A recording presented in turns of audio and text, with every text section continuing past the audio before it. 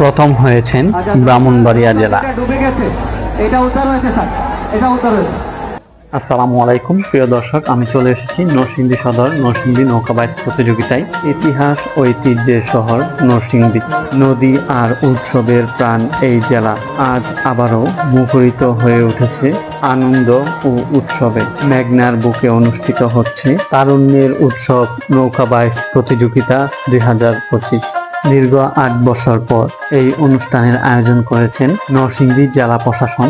এই অনুষ্ঠান দেখতে হাজার হাজার মানুষ চলে এসেছেন এই মেঘনার তীরে। আপনারা দেখতে পাচ্ছেন, আমি ড্রোনের মাধ্যমে উপর থেকে আপনাদেরকে দেখাচ্ছি।